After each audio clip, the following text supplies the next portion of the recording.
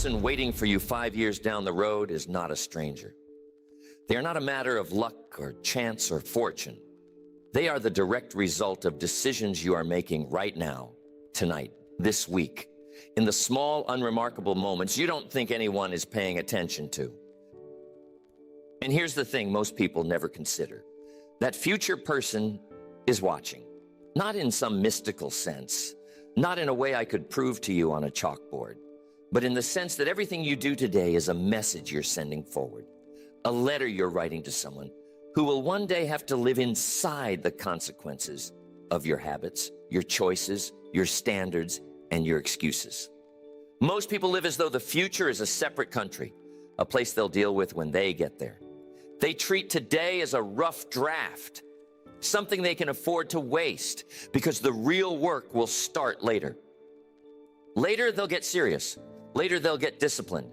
Later, they'll become the person they've always imagined they could be.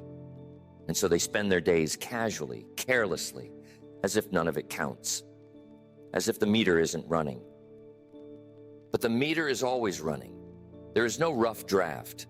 There is no practice life that gets thrown away before the real one begins. Every day you live is the final version.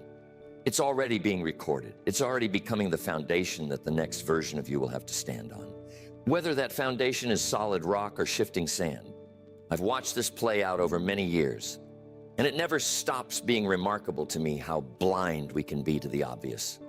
A man will complain bitterly about where he is, about the position he's in, about the results he's living with, and he'll speak as though it all fell on him from the sky, as though he woke up one morning and found himself trapped in a life he never chose. But that life didn't fall from the sky. It was assembled piece by piece out of 5 years of daily decisions he wasn't paying attention to. And that's the sobering part, but it's also the hopeful part. And I want you to hold both of those at once. If 5 years of unconscious choices can build a life you don't want, then 5 years of conscious choices can build a life you do. The same machinery that traps people is the machinery that frees them. It's just a question of whether you're operating it or whether it's operating you. Now, let me be clear. When I say the person you'll be in 5 years is being built today, I'm not talking about grand gestures. I'm not talking about the dramatic decisions, the ones that come with fanfare and feel important while you're making them. Those matter, but they're rare, and they're not where most of your future gets decided. Your future gets decided in the small things. What you do with the first hour after you wake up, what you reach for when you're bored, what you say to yourself when you fail at something, whether you read the difficult book or the easy one, whether you make the phone call you've been avoiding, whether you keep the small promise you made to yourself when nobody was around to hold you to it. These are the bricks, and here's what makes them so dangerous. Any single brick is meaningless. Skip one workout, it doesn't matter. Break one small promise, it changes nothing. Waste one evening, and the sun still comes up the next morning as if nothing happened. This is the great deception of the small decision. It arrives dressed as something trivial, something that couldn't possibly matter, and so we treat it as though it doesn't count. But it counts. It always counts. Because you are never making just one decision. You are casting a vote for the kind of person you're becoming, and votes accumulate. And one day you look up and realize you've elected someone you never meant to elect.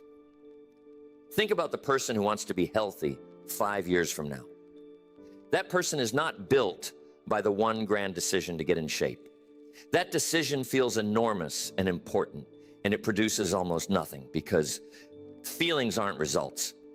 That healthy person is built by 10,000 small, boring, invisible choices. The choice to walk instead of sit. The choice to stop eating before you're stuffed. The choice to go to bed at a reasonable hour when everything in you wants to stay up. None of those choices feels significant in the moment. Every one of them is a brick. And the same is true of every other version of the future you might want to build. The wealthy person is built by the small choices about spending and saving and earning. The skilled person is built by the small choices about practice and study and correction. The person of good character is built by the small choices about honesty when a lie would be easier, about patience when anger would be justified, about showing up when disappearing would be forgiven. We keep waiting for the big moment, the turning point, the day everything changes. And we miss the truth that the day everything changes is not a single day. It's every day. It's this day. The turning point is not an event you're waiting for. It's a decision you're making right now, and again in an hour, and again tomorrow morning, whether you notice it or not. So the first thing I want you to sit with tonight is this uncomfortable idea. You're already becoming someone, not someday.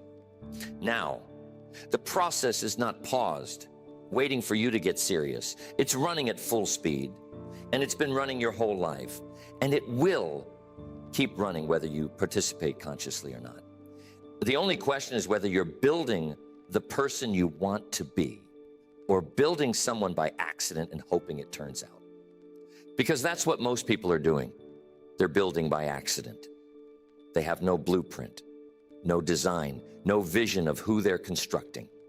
They just react to whatever's in front of them day after day and let the results pile up. And then they act surprised when the finished structure doesn't look like anything they would have chosen. But you can't build by accident and expect the result of intention. The universe doesn't work that way. What you build is what you get. Now, I want to talk about time in a way that most people never think about it, because I believe the way you understand time determines almost everything about how you live. Most people think of time as something that happens to them. It passes, it goes by, it slips away.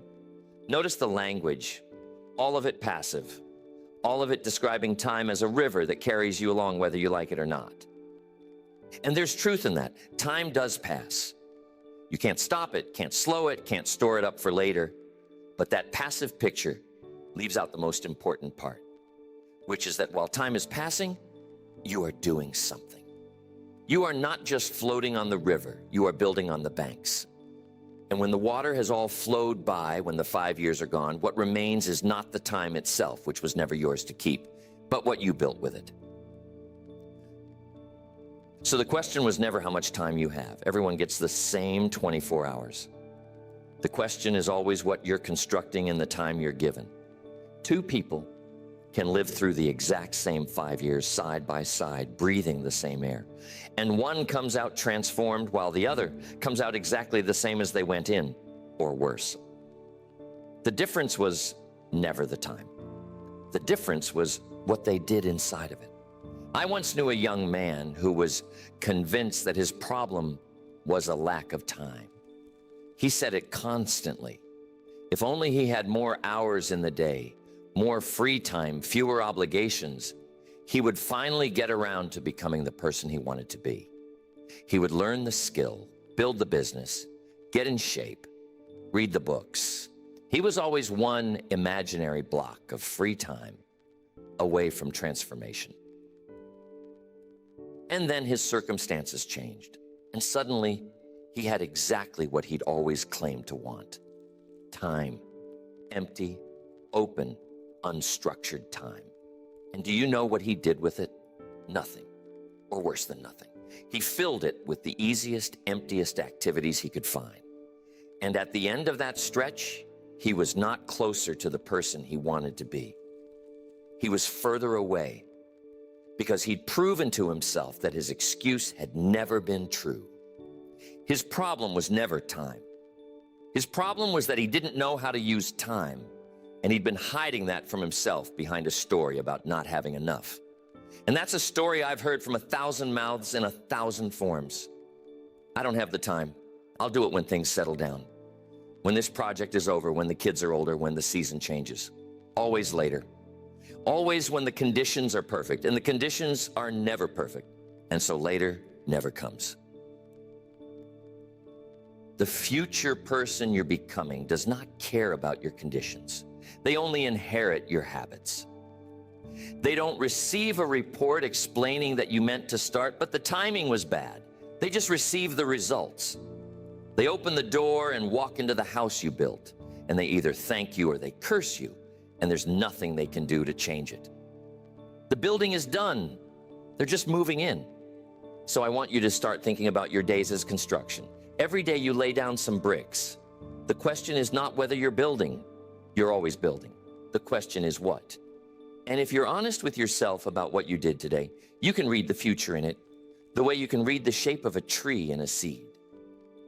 Today was not just today. Today was a small model of the next 5 years, scaled down. Whatever you did today, if you did it every day, would produce a specific person. Look at that person. Is that who you want to become? Because that's the real test. And it's a test you can run at the end of any ordinary day. Not was today special. Not did anything big happen. But if this became my template, if this repeated itself 500 times, who would I be at the end of it? And if the honest answer to that question frightens you, then you've just received a gift, because most people never ask it. And so they never see the collision coming until they're already inside it. Now, here's where it gets difficult, because I don't want you to leave here thinking this is simply about willpower, about gritting your teeth and forcing yourself through good choices one at a time forever. That's exhausting, and it doesn't work. And anyone who tells you it does has never tried to live it. Willpower is a limited resource. It runs out. If your entire strategy for building your future depends on summoning up fresh determination every single morning, you will fail. Not because you're weak, but because that's not how human beings are built. The people who actually become who they want to be are not relying on daily willpower. They're relying on something far more powerful and far more durable, and that's habit. They've done the hard work of making the right choice automatic, so that it no longer requires a decision at all. And this is the great secret that separates the people who transform from the people who just keep trying and failing and trying again. A decision is expensive. Every time you have to consciously decide whether to do the right thing, it costs you something. It drains you. And if every good action in your life requires a fresh decision, you'll spend all your energy just deciding and have nothing left for the doing. But a habit is free. A habit doesn't ask permission. A habit doesn't wait for you to feel motivated. It just runs quietly in the background, building your future while your conscious mind is busy with other things. This is why the person you'll be in 5 years is really the sum of your habits, not the sum of your intentions. Your intentions are loud, but they're weak. They show up full of energy and fade by afternoon. Your habits are quiet, but they're strong. They don't need your energy. They run on their own. And when the 5 years are up, it will not be your best intentions that shaped you. It will be your daily habits, the ones you barely noticed, the ones that ran 10,000 times without asking your permission. So if you want to change who you're becoming, you don't do it by trying harder in the moment. You do it by changing the habits that run underneath the moment. You reach down beneath the level of daily decision and you rebuild the machinery itself. That's slower. It's less dramatic. It doesn't produce the rush of a grand resolution. But it's the only thing that actually works, because it's the only thing that keeps working after your motivation has left the building. And I want to be honest about how habits get built, because there's a lot of nonsense spoken about this. A habit is not built by understanding it. You can understand perfectly well that a certain habit would serve you, and understand it every day for a year and never build it. Understanding is not the mechanism. Repetition is the mechanism. A habit is built by doing the thing poorly at first, reluctantly at first, and then doing it again and again. Past the point where it feels meaningful. Past the point where you can see any result, until one day it stops requiring effort and starts requiring nothing at all. That stretch in the middle where you're doing the thing, but you can't yet see any result, and it still takes all your effort. That's where almost everyone quits. They do the new thing for a week, 2 weeks, a month, and they look in the mirror and nothing has changed, and they conclude it isn't working. And they stop. But it was working. It was working exactly the way it always works, invisibly, underneath the surface, building something that hadn't yet risen high enough to see. The results of a habit are always delayed. That's the cruelty of it. And it's also, once you understand it, the mercy of it. The cruelty is that you have to pay in advance, doing the work long before you see the reward, trusting a process you can't yet verify. The mercy is that once the habit is built, it pays you forever, effortlessly, whether you're paying attention or not. You suffer through the building. You coast on the built. Think about the two directions this can run, because it runs in both. There are good habits, the ones that build you up, and there are bad habits, the ones that tear you down, and they operate on exactly the same principle. Both are quiet, both compound. Both deliver their results on a delay. The man who eats poorly every night doesn't see the damage tonight. The damage arrives on a schedule, years later, all at once. And by then it's built into him just as deeply as the good habits are built into his healthier neighbor. So you're always building in one of two directions. There is no neutral. There is no standing still.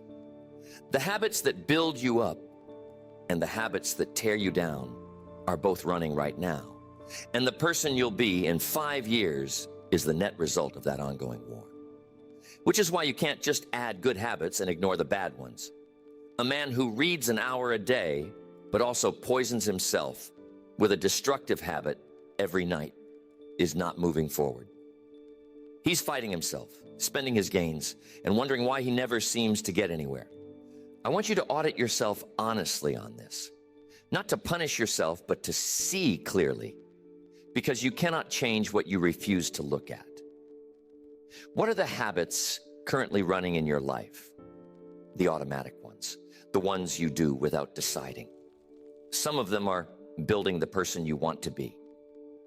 And some of them, if you're honest, are building someone else entirely. Someone you would not choose.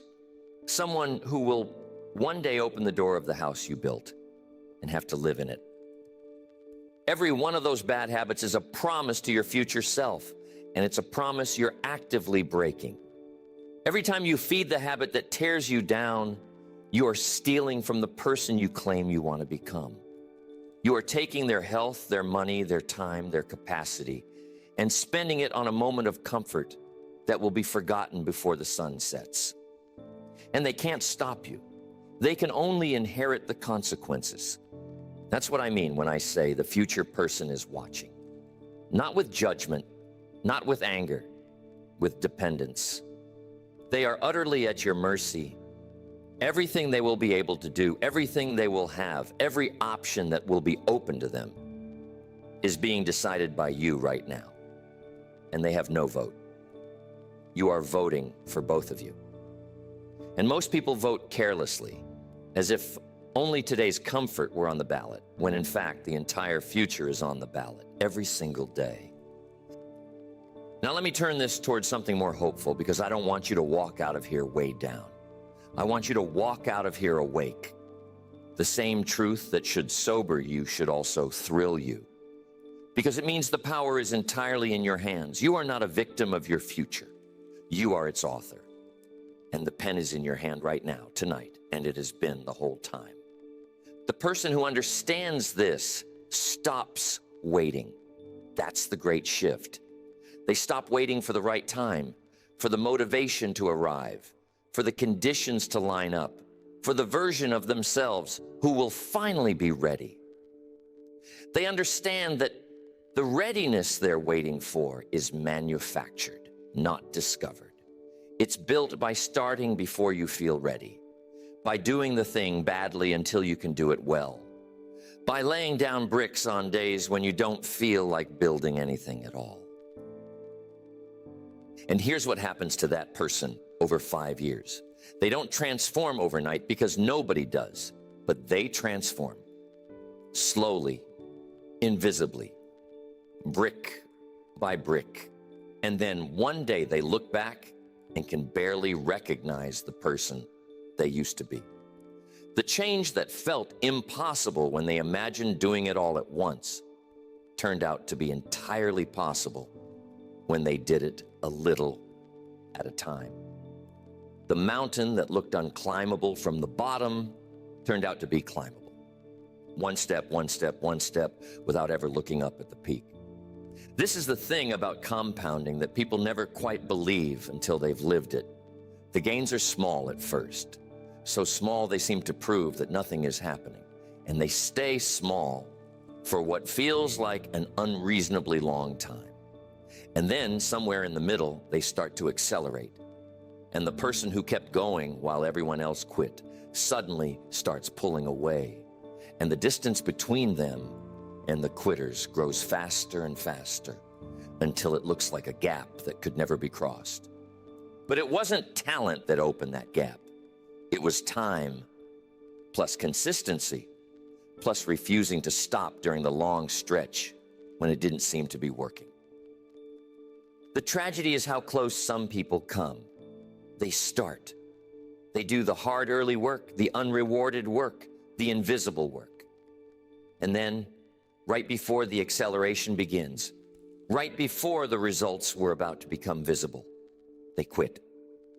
They quit in the last dark stretch before the dawn, convinced that the sun was never going to rise, when in fact, it was minutes away. And they'll spend the rest of their lives believing that the thing didn't work for them, when the truth is, they abandoned it one step before it would have. So I want to give you a way to think about the long stretch, the middle, the part where you're building, but can't yet see the results, because that's where your future gets won or lost. In that stretch, you cannot rely on results to keep you going, because there are no results yet to point to. You have to rely on something deeper. You have to rely on the simple discipline of laying the brick, because it's time to lay the brick, whether you feel like it or not, whether you can see the wall rising or not.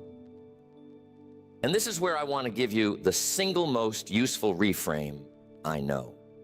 Stop measuring your days by results and start measuring them by whether you laid the brick. Results are outside your control. They arrive on their own schedule, and no amount of demanding will hurry them. But the brick is entirely within your control. You can always lay the brick. And if you lay the brick every day, the results are guaranteed. Not on the timeline you'd prefer, but guaranteed. Because that's how building works. A man who judges himself by results in the early days will always be discouraged, because the results aren't there yet. But a man who judges himself by the laying of bricks can go to bed satisfied every single night, because every single day he did the one thing that was actually in his power. He didn't control the wall, he controlled the brick. And in controlling the brick day after day, he controlled the wall after all, just not on the day he wanted to. This is the discipline that builds futures, not intensity, not passion, not the dramatic burst of effort that burns bright and dies in a week. Consistency, the quiet, unglamorous, deeply unfashionable practice of doing the same right thing over and over, long past the point where it's exciting, long past the point where anyone is cheering, long past the point where you can even remember why you started. Because here's what I've learned about excitement. Excitement is a terrible builder. Excitement shows up at the beginning when everything is new, and it does absolutely no work, and then it leaves. Excitement is the friend who shows up to the party and vanishes before the cleanup. And the people who depend on excitement to build their futures are always confused when it abandons them, and they mistake its absence for a sign that they've chosen wrong, when in fact its absence is simply what always happens to everyone, without exception. The person who becomes who they want to be has made peace with the departure of excitement. They don't need it. They've replaced it with something more reliable, which is commitment. Commitment doesn't care whether you're excited. Commitment lays the brick when you're bored, when you're tired, when you'd rather be anywhere else. Commitment is what excitement becomes when it grows up and get serious. And I want to say something about identity here because I think it's the deepest layer of all this, the layer underneath the habits, underneath the bricks. The reason it's so hard to change your actions by force is that your actions flow from your identity, from who you believe yourself to be. A man who believes he is undisciplined will fight his own good habits because they contradict his sense of himself. Deep down, he expects to fail. And so he arranges to fail.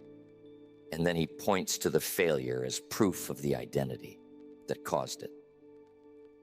So the real work, the work that actually changes the future, is not just changing what you do, it's changing who you believe you are. And here's the beautiful part. You don't change your identity by declaring a new one.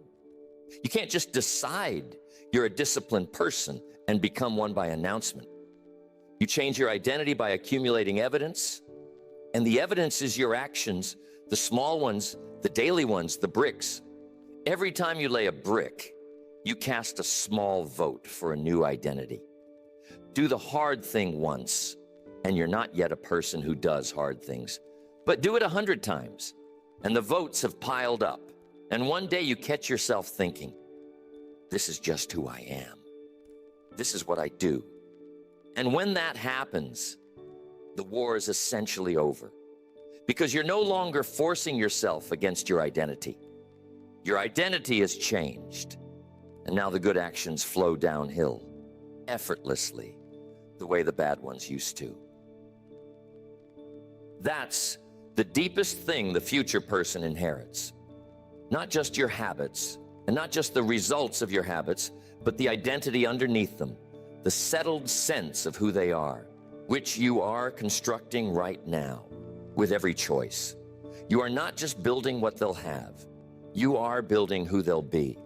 And who they'll be will determine everything about what they can do with what they have. So let me draw all of this together into something you can carry out of here tonight and use tomorrow morning. Because ideas that stay ideas are worthless, and I did not come here to give you a pleasant hour that changes nothing. The person you'll be in 5 years is being built right now, out of your habits, on a delay whether you're paying attention or not. That's the reality, and there's no escaping it. And the only choice you have is whether to build consciously or by accident. And if you're going to build consciously, you start not by imagining the finished person, though that has its place, but by examining the bricks. What are you doing today, repeatedly, automatically? Which of those things builds the person you want, and which of them builds someone else? And of the ones that build someone else, which one, just one, could you begin to dismantle this week? And which good brick could you begin to lay in its place? Don't try to rebuild the whole house at once. That's the mistake everyone makes. The grand resolution to change everything overnight, which collapses within days under its own weight and leaves you feeling like a failure who can't change. Change one brick, master it. Let it become automatic, let it become part of your identity, and then change the next one. Slow is not the enemy. Slow, sustained over 5 years, is a force that moves mountains. Fast, abandoned in a week, moves nothing. And measure yourself day by day, not by whether the wall has risen, because it won't seem to for a long time, but by whether you laid the brick.